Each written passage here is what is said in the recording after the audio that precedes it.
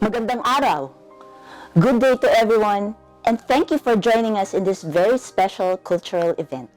I'm Angie Gonzalez, and very honored to serve as your host. Welcome everyone to our Songs Will Never Die Down the Valley, a recital of poems from the book 50, Mga Binalaybay ni Felix Salditos. Today, November 30, as we commemorate the birthday of the great Filipino hero, Andres Bonifacio, we are also paying tribute to another outstanding patriot, a poet, artist, and revolutionary martyr, Roger Felix Salditos, who also goes by his pen name, Mayamor and Maya Daniel. The new collection of poems of Ka Felix Salditos had a book launch in the Philippines last October 12, in celebration of his 62nd birthday. We are honoring him today by bringing to you his poetry that speaks of his great love for his country and people, and their struggle to realize a just, democratic, and peaceful society.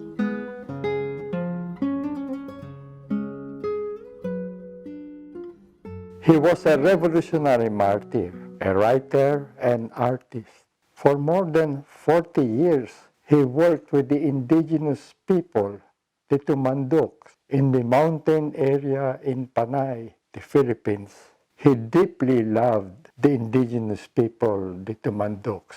His prose and poetry and artworks gave voice to patriotism, aspirations, struggles, and courage of the indigenous people, workers, peasants, and the Red Fighters. He integrated very deeply with the Tumandoks and was especially inspired by their struggles. He was a documentarist for the NDFP, the National Democratic Front of the Philippines, in the peace negotiations with the Corazon Aquino government in 1986 and 87. Together with 6 other comrades, Roger Felix Salditos, Maya Daniel, was massacred by the military and police in San Jose Antique, Panay, on August 15, 2018. They are honored as the Antique 7 martyrs. They were deeply grieved all over Panay, the Visayas, the whole Philippines, and internationally among friends abroad. This poetry recital, following the tributes organized in Panay and other parts of the Philippines, is launched in Europe and other countries internationally in honor of Comrade Roger Felix Salditos, known as Maya Daniel and Mayamor. His powerful artworks, especially those depicting the struggles of his beloved Tumandoks, the workers, peasants, women, and youth, will be popularized. So too his prose. Maya Daniel was a well-known and effective organizer and educator. He did research, information, and revolutionary propaganda work. May Comrade Roger Felix Salditos, Comrade Maya Daniel, be a bright light of inspiration to all of us who fight for freedom and liberation.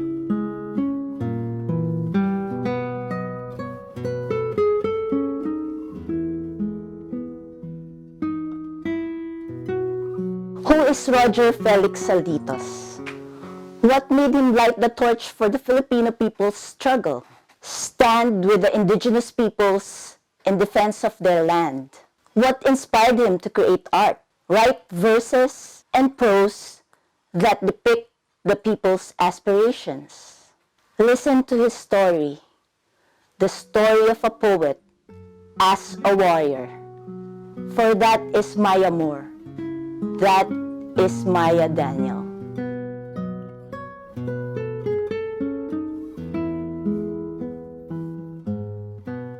In 1979, Felix Salditos was popularly known as the poet.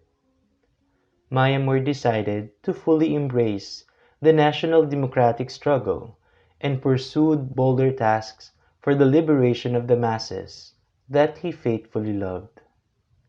He accepted to be deployed in the countrysides of Panay Island.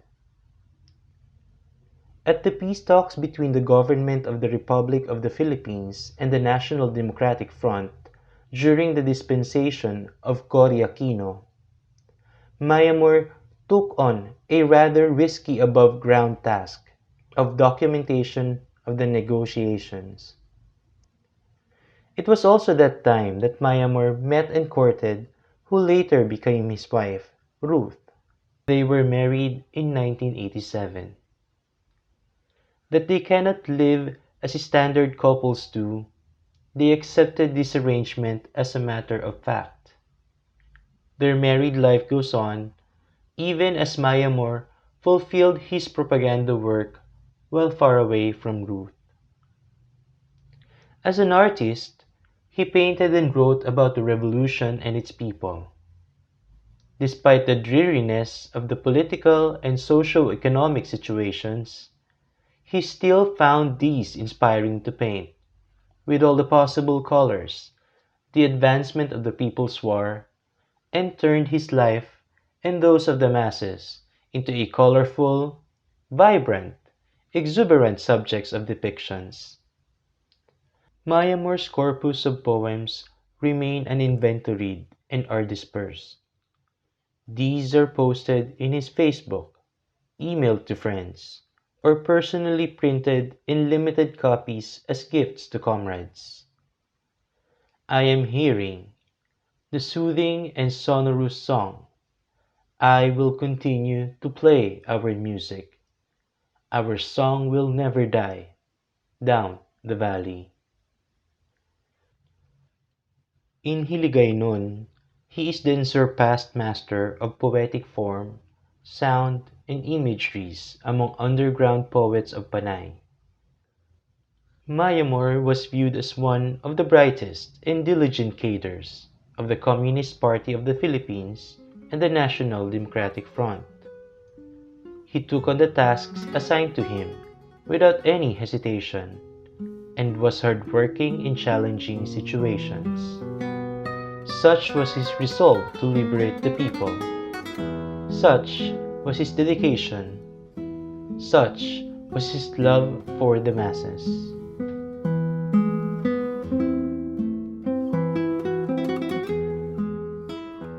Nature is present in most of Mayamor's poems. For him, the grandeur of the foliage serves as a fortress that entraps monsters who destroy the mountain's forests. The people protect the mountain, for the mountain has life.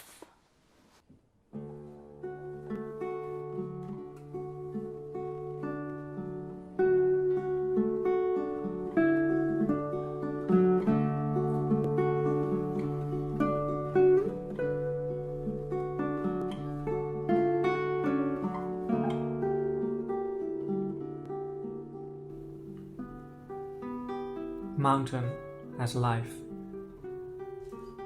and keeps lives on her bosom. She speaks, she cries. Listen to the silence of waters below her feet, the echoes inside her caves.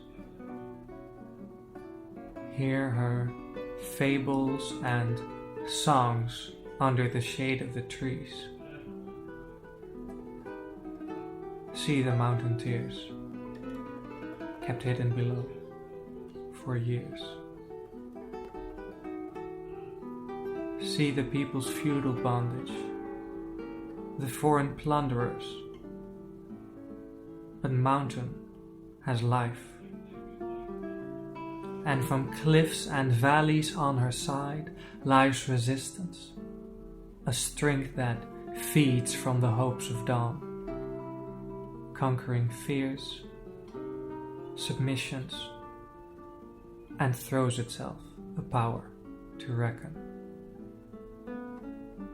Those peasant huts that cling to a distant slope house a heroic people, fighting for their lives and land. Like a rivulet flowing through the valley, but a gathering force like trees rooted to earth, they silently grow amidst the stones. They upsurge to the heavens, in constant search for the sun. The mountain whispers the scale and magnitude of people's struggle. The raging, protracted people's war.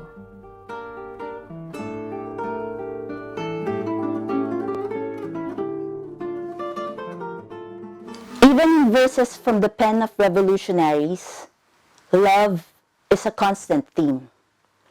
Love of nature, of country, love of family, love for another. For they say, revolutionaries are the true romantics.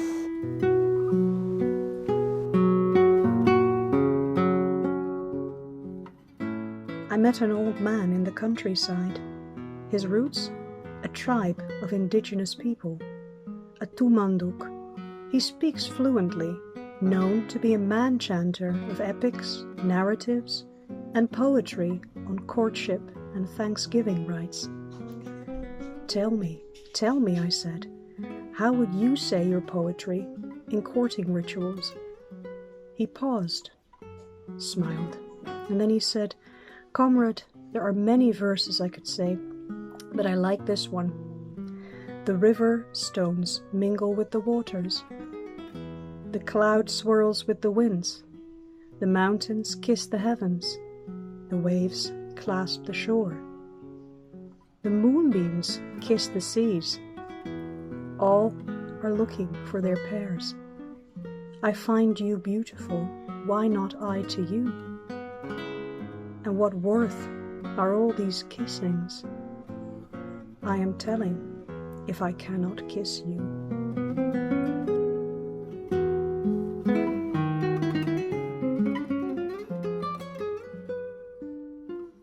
Moon and stars hang from the heavens.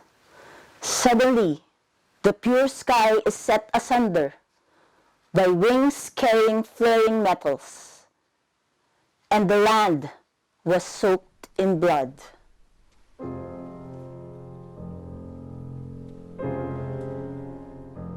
Kapiraso lamang ang kanilang langit. Kapiraso lamang ang kanilang langit. Ang balatik, maruporo at sampok maya doon nakasabit. Ang langit na ito ay ibinagsak sa kanila ng militar na nanalanta habang nagaganap ang mga pambobomba. Noon ay mayroon silang mga ilog at sapa. Panay, Manilamon, Bilitanga, Marandan, Mambusaw at marami pang iba. Isang payak na pangarap, magbungkal ng lupa. Mamuhay sa lupain ng kanilang mga ninuno. Pakainin ang kanilang mga anak at apo at mamatay nang matanda't magbalik sa katawang puno. Dinambong ng mga mananakop ang lahat ng ito. Ngunit nang dumating ang mga mananakop upang lipulin silang mga tumandok, sila'y nagsuot ng kidlat at kulog. At ang kanilang mga anak na nasa tamang gulang ay tumaha sa landas ng matagalang digmang bayan.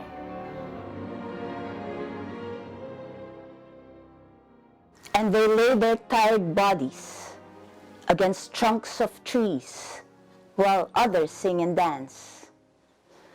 After fierce battles, rest is a welcome respite one finds in the midst of the masses. The sky is my biggest window with changing colors, and the forest is my wall, where branches are full with green nodding leaves. Here, I can unload my yoke, breathe and still my soul. Feel the wind on my face, touch the clouds, smell the flower-scented breeze, watch the birds, and listen to the expected coming of many feet, the sudden voices, warm handshakes and laughter. It's a communion, a respite amidst the battles of life, a time to dance and play, chat and sing, time to read, recite selected poetry, time to assess where we had been and where to go, time to affirm, fasten loose buttons, saw the hems, secure notebook and pen to scribble on, the books to read, and sleep invisible for another night, until my heart grows far to beat the coming storm.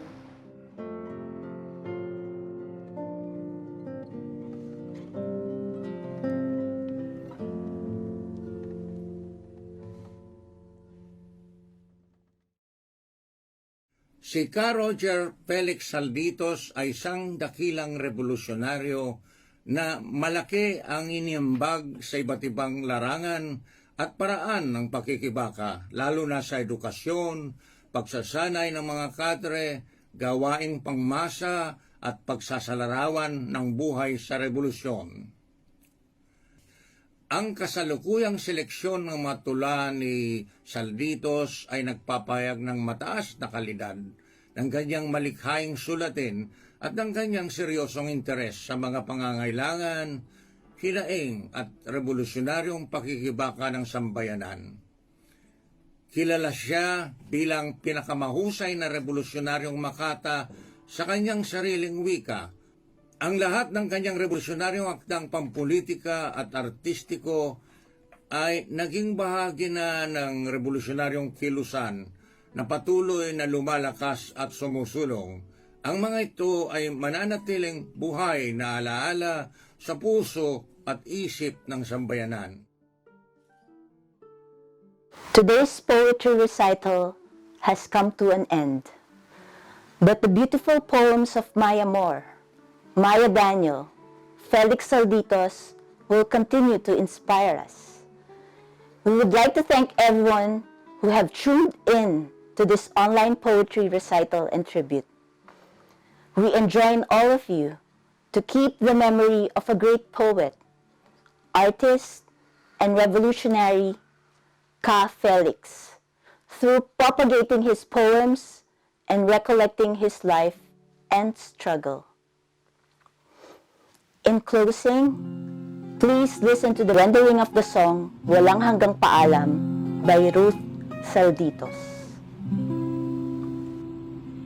Di ba tayo'y narito upang maging malaya at upang palayain ang iba?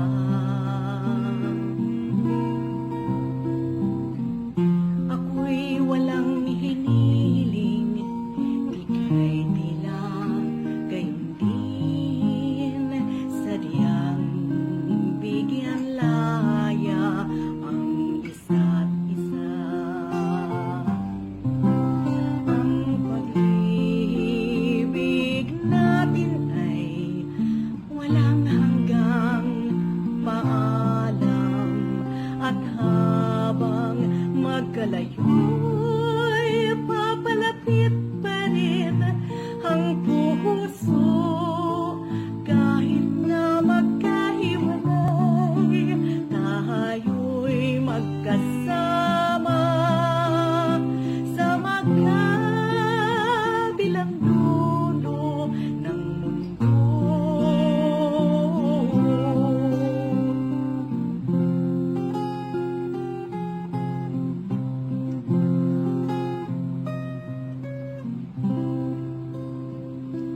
Bawat simula ay siya ring katapusan. May patutuhan ba